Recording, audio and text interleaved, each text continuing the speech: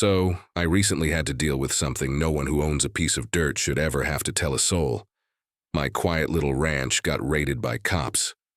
Well, almost cops. And the whole ridiculous reason? An HOA complaint. They showed up claiming they had the full authority of the law behind them, but the only thing they really secured was a front row seat to their own humiliation. Before we dive into the dirt, let me know in the comments where you're listening from today. I'd love to know what corner of the map we're all fighting for. It all kicked off with a nail, a rusty 6-inch spike driven straight through a bright crimson notice and into the heavy oak of my front gate, like a warning shot from the paperwork police. The header screamed, "Emergency repossession mandate, Section 14D zoning violation," which was fascinating, considering I don't and never have had an HOA. The notice cited invented crimes like unauthorized heritage livestock, my 7 perfectly nice longhorns, and demanded I vacate by Friday, all signed by Veronica Sterling, President, Twin Peaks Estates HOA. I live next to Twin Peaks Estates, separated by the old Ironwood Creek. But Veronica apparently decided the HOA's borders were now expandable, like Manifest Destiny sponsored by expensive lawyers. I thought it was a scam until a matte black SUV, the kind that looks like a melted tank, rolled up my gravel drive. Out stepped 2 guys, cargo pants, slick tactical vests, and the kind of buzz cut that practically screams, "I almost passed police academy, but my depth perception failed." Clipboard guy took the lead, voice clipped. "Sir, we're here to conduct a visual inspection on behalf of the Twin Peaks Estates Association." I gave him the world's longest stare. "You have a warrant?" He smirked. "Emergency protocol authorizes perimeter verification without resident consent," which was a lot of words for no. I stepped right in front of him. "You are not coming near my barn with that vest, that attitude, or those clearly rented khakis. You're trespassing." He just smiled and pulled out a phone. "We'll be noting your resistance. This will escalate." "Oh, I hope so," I replied, because I love documenting incompetence. As they left, I noticed a cheap laminated badge taped inside their windshield. I grabbed my phone and snapped photos of everything, then posted the whole album to the local community board. Title: New HOA Cosplay. Unit spotted. The comments section instantly went nuclear. Then came the call from Veronica. Her voice was like polished steel. "Mr. Vance, I'm calling to confirm you've received the formal notice." "You mean the one illegally nailed to my gate?" I asked. "Secured. For visibility," she corrected. "And it's not illegal under the new expansion guidelines." "Which guidelines?" "The ones we voted on last quarter. Funny, I don't recall being invited. It was for residents of Twin Peaks. You are now a resident." Click. I called my brother, Deputy Chief Ray Vance, who works countywide. I read him. The letter told him about the Buzzcut Brigade. He went silent. "You're not the first, Alex," he finally said. "But your case is different. This is about control and what they're planning next." Turns out Veronica had successfully run this exact scam on Old Man Hastings 3 years ago. Hastings sold his ranch for pennies to a shell company tied directly back to Veronica. She wasn't collecting dues, she was collecting real estate. But what Ray didn't tell me was that they were already inside. It started subtly. Tools moved. A gate unlatched. But then the power cut out twice, only when the barn cameras were uploading footage. Now that caught my attention. The final straw came when the pasture fence shorted. A clean slice across the copper line. Intentional. Someone wasn't breaking in. They were already inside. Every glitch happened on shifts covered by one guy, Ethan, newly hired. Lately he'd been asking questions, not about livestock, but about systems. Where's the backup generator? I noticed him walking around, phone held chest high, camera facing up towards the barn loft window, right where I kept the safe. So I staged an old decoy shed with a binder labeled "Property Transfer Options, Confidential," and left it unlocked. 3 days later, the binder was gone. I waited and watched, and at 11:17 p.m. the well cam pinged motion. There was Ethan, hoodie up, creeping across the yard like it owed him rent. I grabbed the old heavy deed box and stepped out. "Forgot to clock out, Ethan?" He spun, dropped his flashlight, and ran. I chased. We tore through the south pasture until he tripped on an old irrigation pipe and ate dirt. I was on him before. He could scramble up. "It's not what it looks like," he snapped. "Then you better say something brilliant in the next 10 seconds. He paused. Then his eyes flashed with genuine anger. "You think you're some kind of hero sitting on stolen land? Veronica told me your family rigged the original deal. That this was always supposed to go back to the community." I stared at him.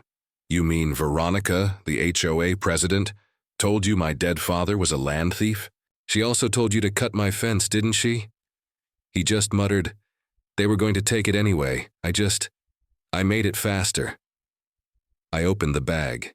Inside, a burner phone, a tablet, and a map of my property with red ink notes, including evacuation trigger, October 28th. Tomorrow.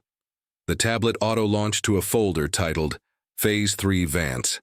Inside, a PDF labeled Subject Non-Compliant, Acceleration Recommended. Ray and I read it later. This was a play.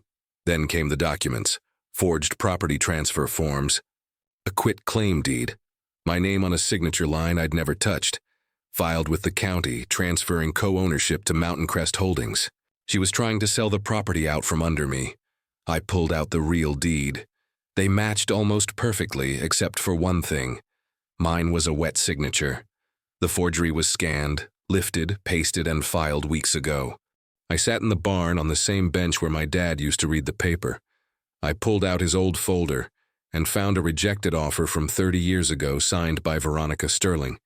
She'd been coming for this place since before I could drive. My dad had logged every challenge in a notebook, and under the denied subdivision proposal from 1991, he circled her name. She'll try again, not with a company, with paper. Ray and I found the real gold mine, a development contract between Mountain Crest Holdings and a fund called Highland Pines Trust. The contract called my farm Phase 1 Redevelopment Opportunity Zone. Signed by Veronica, co-signed by Councilman Gary Dixon, the same man who told me 2 weeks ago over coffee, "I hope you never sell this place, Alex." This was organized crime, plain and simple. I had one last card to play. My dad had a secret map showing a parcel line Veronica had repeatedly crossed. The man who owned that strip wasn't just a neighbor. He was a retired corporate litigator named Walter "Wally" Flynn. Wally had been waiting. The next time she crossed that boundary, she wouldn't just be trespassing. She'd be triggering a legal takedown she'd never see coming. The morning of the 28th, it was on. 5 black SUVs skidded into my drive. Veronica stepped out, beige blazer, dark sunglasses. She had backup, 8 fake compliance officers with zip ties. "Mr. Vance," she shouted, "under emergency HOA directive, this property is hereby placed under administrative hold." "Looks impressive, Veronica," I said, sipping my coffee. "But unless it's signed by a judge, it's just decorative garbage." She ordered her crew to move. The tall 20-something stepped toward the barn and put his hand on the door. Bad move. Motion sensors triggered, spotlights snapped on, sirens flared. Then a deep voice, amplified through speakers, boomed. "This is Deputy Chief Vance. You are now trespassing on private property under investigation. Step away from the building immediately." Veronica flinched. The guy with the crowbar dropped it. That's when the real law showed up. From the rear pasture, Wally Flynn walked forward, thick file in hand. "Ms. Sterling," Wally drawled, "you've just crossed onto my land. And this," he held up the file, "is a cease and desist order effective now. The community just filed a class action lawsuit against your organization for fraud, harassment, and illegal property seizure." He leaned in. "And the judge who overturned your administrative hold? She lives 2 blocks from me." Veronica's face cracked. Bit by bit, the smugness fell away. Ray walked out of the lead cruiser. "Everyone hands free." He held up a signed warrant. "Fraud, forgery, unlawful impersonation of law enforcement, civil code violations. You can't arrest me," she spat. "That's adorable," Ray replied. But yes, I can. They cuffed her. No screaming, just a heavy, hollow final defeat. Mrs. Delancey rolled up in her golf cart, parked at the gate, and raised a glass of sweet tea like it was a champagne toast. "Told you," she declared. "HOA Hitler with a hyphenated last name." But as Ray was loading evidence, his deputy called over. A tablet from Veronica's SUV. One email, no sender, no body, just a subject line. Reassignment Pilot Zone Southwest Delta. And coordinates. While Veronica was going down for everything she'd built, she wasn't the architect. She was just the pilot program. I found the coordinates 2 counties over. Grace Harlow owned a small ranch. I showed her a copy of my forged deed. She went pale, then showed me her letter. Same wording. Phase 1 Redevelopment Opportunity Zone. The name on the bottom wasn't Veronica's, but it was Mountain Crest Holdings. She was next. We shared everything. This wasn't Karen's plan. It was a playbook. I handed everything over to the state AG's office. The ranch stayed mine. I walked the Y fence every morning, not just to check the lines, but to remember that power doesn't always come in uniforms. Sometimes it comes with clipboards and smiles and forged signatures. If you don't pay attention, it erases you quietly, legally. A month after Veronica's arrest, a black envelope showed up at my gate. No return address, just a wax seal and a printed card inside. One symbol, a triangle overlaid with a stylized house. Below it, a set of new coordinates. I stored it in the mule dust lockbox because that email wasn't a glitch. It was a starting point, and someone out there just circled the next zone. So what about you? What's the biggest HOA nightmare you've ever seen? Do you think this was just about money? Or is there something even darker behind these organized community cleanup efforts? Let me know in the comments below. And if you've got a piece of land, go hug your fence line and check your deed. Thanks for listening.